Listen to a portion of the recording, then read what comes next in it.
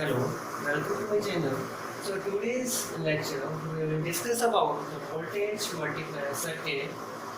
Voltage multiplier circuit multiplies the input AC signal to a high DC voltage in the output, and the V input is Vm sine omega t, that is the AC signal with angular frequency omega, and Vn is the peak amplitude of the AC signal. V output is the n times of the peak amplitude of the AC signal.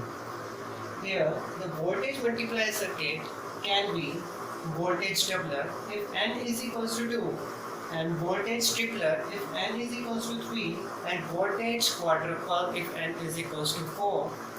So the question is, why not we use the step-up transformer instead of using the voltage multiplier circuit with a rectifier attached to it in parallel and get a high DC voltage in the output?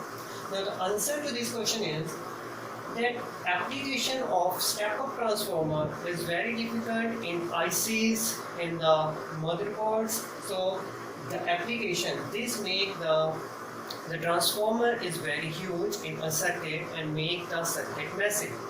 In order to understand all these doubler, tripler and quadruple, first of all we have to discuss first the voltage doubler circuit. So let's begin with that. So here we are with the voltage doubler circuit. It basically consists of only the capacitors and the diodes somewhat connected in this pattern. So here the output is taken across the C2 with the voltage of 2Vm, and the input voltage is Vm sine omega t. So the output voltage is double of that of the input peak amplitude. And the C1 and across C2 we have the potential Vm. So now we discuss the complete full-fledged charging and discharging of capacitor C1 with the charging of C2 to 2Vm. So let us discuss step by step how the 2Vm is reached here and Vm is reached here. So let's start it. So in the positive half cycle, we are here with the positive up and the negative down. So the D1 is forward wire. So this is connected to a wire like that, and D2 is backward wires. So basically there is no connection. This will be acting as an open circuit. So the charging of C1 takes place just like this. So the charging of C1 takes place as this. So this C1 gets charged up to Vm. Okay. So now the first positive half cycle is completed. Now we are on the second negative half cycle, and this says here you have negative and here you have positive. And this D1 is backward bias, so it will be open circuit, and this diode is forward bias, so it will be. So the current will flow like this. So applying KVL in this loop, we will get that is Vm, V input. Here you have V input plus Vm minus V across this C2 is equals to 0. So rearranging the equation, we will get Vc2 is equals to 2Vm, because V input is at Vm. V input is at Vm. So here we are with the Vc2 at 2Vm. So this capacitor gets charged up to 2Vm. So basically in the explanation of the voltage doubler circuit with the charging and discharging, I am not basically considering the process of charging in going from this point to this point and going from this point to this point, and again from this point to this point, and in the further discussion I will discuss that too. So let's begin with that. So when the input signal is going from A to B, the charging of capacitor C1 takes place with no any doubt. Now the thing that has to be considered is going the input signal from B to C. When the input signal is going from B to C, applying KVL in this loop, we will get this, that V input minus Vm is equals to Vd1, because with the inputs there you have positive and negative. With the positive half cycle going from A to B, the capacitor gets charged in this polarity, And when the amplitude gets slightly decreased from B to this point or this point, the B input is still in the positive half cycle, so we are not getting. So this must cancel out each other. So B input minus Bm is equals to Bd1. So here you get if so from B to C, V input is less than Vm. That is Vd1 is equals to negative. If this one is reversed bias, current will flow in this fashion and the discharging of capacitor C1 take place and the charging of capacitor C2 take place in between. So now in going from C to D, the diode D1 is conducting and diode D2 is reversed bias. We can understand it by using of the KVL, but the using of KVL make the equations very messy. So we just make sense that C2, the discharging of the C2 never takes place, but the charging of the C1 is again take place. In going from C to D, the charging of the capacitor C1 again take place and the discharging of capacitor C2 not take place and never take place in any further cycles. Basically, in doing these calculations, we across that in going from B to C, the charging of the capacitor C2 take place, potential difference across it as 2 Vm, but in the real circuit, it will take 2 or 3 cycles or more cycles to attain the voltage of 2 Vm with a successive increase in the voltage across the capacitor C2 as shown by the graph. So here we are with the graph of the input signal and the charging and the potential across the capacitor Vc2 in the voltage doubler circuit.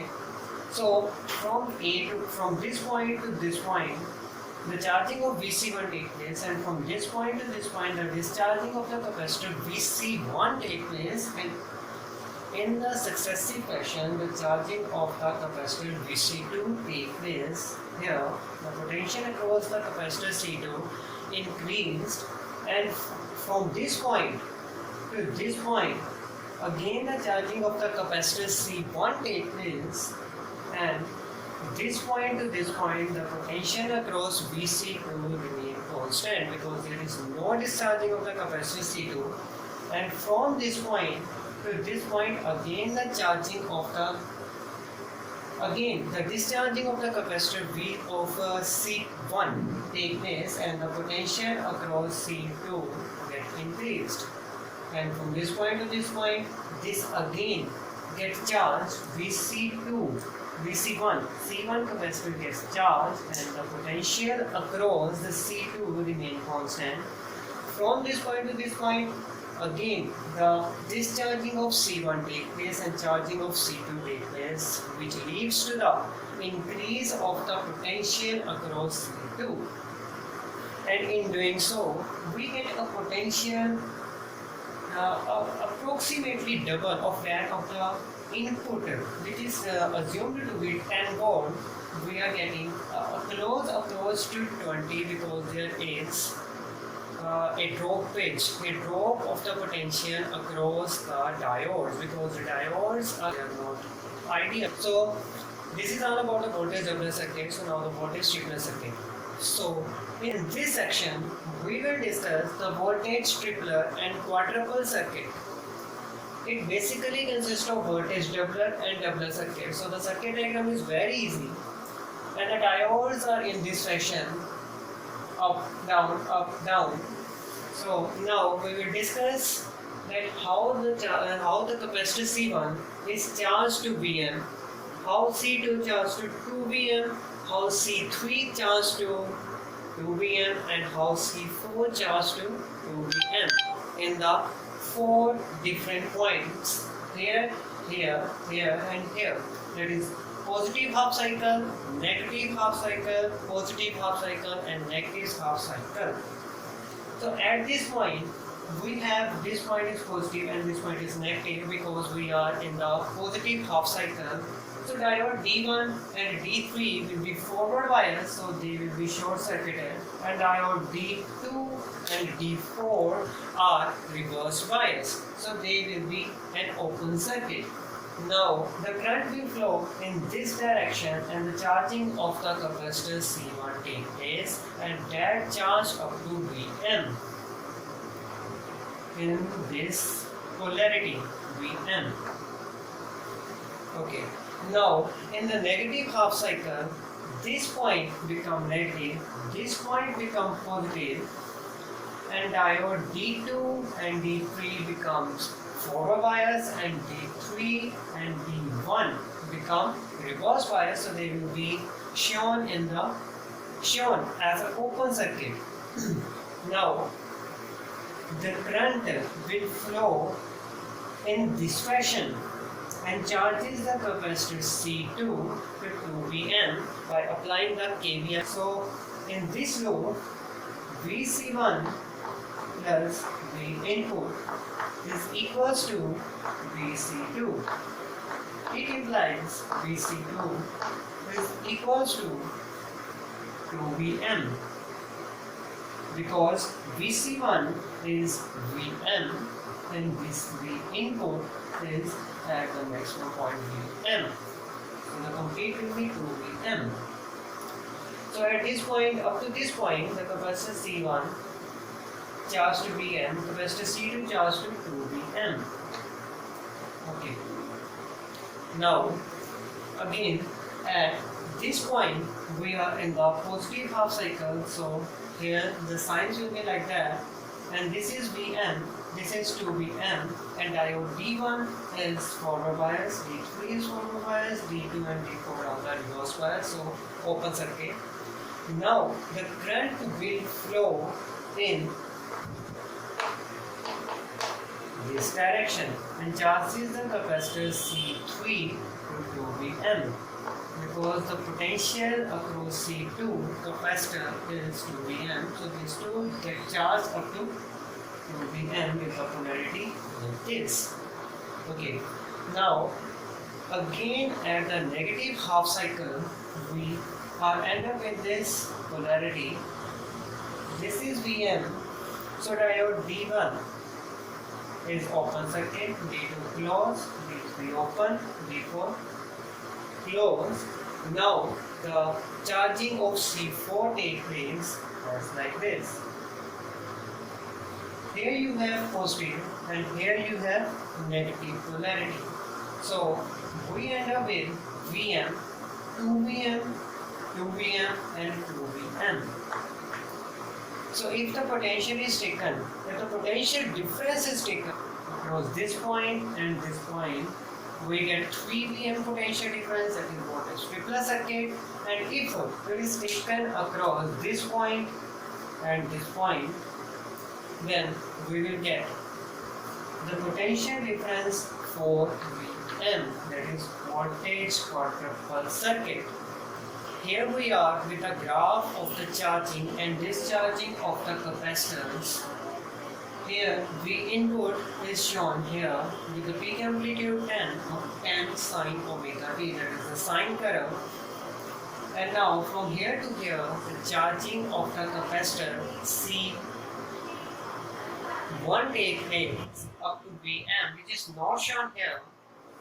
And we are ongoing from this point to this point, the discharging of the capacitor C1 take place and the charging of the capacitor C2 take place here, and on, and from here to here the charging of the capacitor C3 take place and the discharging of the capacitor C2 take place as shown with the decrease of the potential across it, and the potential across C3 is not shown in this graph so that it will not be a mess.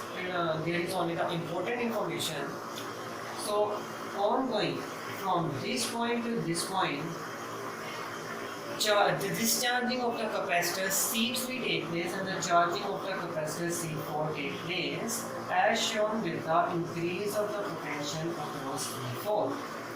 And from here to here, the potential across, there is a discharging across C2 again, and the charging of the C3 take place. From here to here, discharging of VC2 take place, and the discharging of C4 never take place, as shown in the voltage doubler circuit 2. So it is constant.